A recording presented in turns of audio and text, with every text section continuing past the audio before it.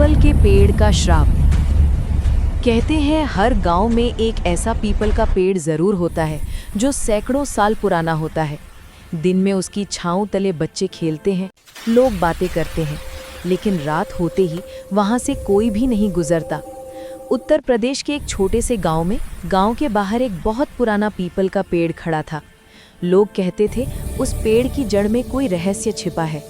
वो जगह दिन में भी अजीब सी लगती थी और रात को तो मानो जीवित हो जाती थी। एक रात गांव का लड़का राकेश दोस्तों की चुनौती में उस पेड़ के पास जाने का फैसला करता है। डरते क्यों हो भाई, देखता हूँ क्या है इस पेड़ में, वो कहता है और हंसता हुआ चला जाता है। घड़ी ने 12 बजने का इशारा दिया।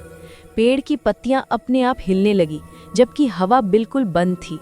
अचानक कहीं से पायल की आवाज आने लगी, छन छन छन। राकेश ने टॉर्च ऑन की और देखा एक सफेद साड़ी में औरत पेड़ के नीचे खड़ी थी। बाल बिखरे हुए, चेहरा दिखाई नहीं दे रहा था। अगली सुबह गांव में हंगामा मच गया।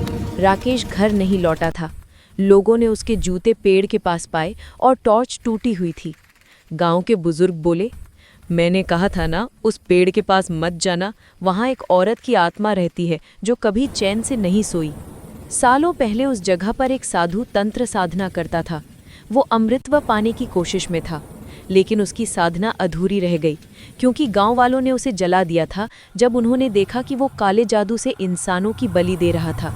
मरते वक्त साधु ने कहा था, जिसने भी मेरे स्थान को अपवित्र किया वो यहाँ सदा के लिए बंध जाएगा। उसकी आत्मा पीपल के पेड़ में समा गई। रात फिर उतरी। पेड़ के नीचे वही सफ़ेद साड़ी वाली औरत दिखी। उसकी आंखें अब लाल चमक रही थीं और पेड़ की जड़ों से किसी के सांस लेने की आवाज़ आ रही थी। पेड़ के तने पर आकृतियां उभरने लगी, जैसे कोई चेहरा लकड़ी के अंदर से बाहर निकलने की कोशिश कर रहा हो। अचानक राकेश की आवाज़ सुनाई दी, मुझे बचाओ, लेकिन वो कहीं दिखा नहीं। अब गांव वालों ने तय किया कि उस पेड़ को काट दिया जाए। सुबह लकड़हारे आए, पर जब उन्होंने कुल्हाड़ी चलाई तो पेड़ से लाल रंग का तरल बहने लगा, जैसे खून। सब डर के मारे भाग खड़े हुए। उस रात पूरा गांव तूफान में डूब गया। हर घर के दरवाजे अपने आप खुलने बंद होने लगे। लोगों को अपने सपनों में वही साधु की परछाई दिखने लगी। अगले दिन एक पुरानी औरत गांव लौटी। वो बोली, इस पेड़ की जड़ में उस साधु की अस्थियां दबाई गई हैं। गांव वालों ने जब खुदाई की तो वहां मानव खोपड़ियां और राख निकली। वो औरत बोली, जब तक ये अस्थियां शांत नहीं होंगी इस गांव को चैन नहीं मिलेगा। गांव के लोग अस्थियां गंगा में प्रवाहित करने ले गए, पर जब वे लौटे तो पीपल का पेड़ फिर से हरा भरा हो चुका था, जैसे कुछ हुआ ही नहीं। और हर रात कोई ना कोई उस पेड़ के नीचे से धीमी आवाज में मंत्रोच्चार सुनता है, मानो साधु अब भी अपनी अधूरी साधना पूरी कर रहा हो। कभी किसी पुराने पीपल के पेड़ के नीचे रात में मत रुकना, क्योंकि कौन जाने वो साधु अब भी वहीं बैठा हो।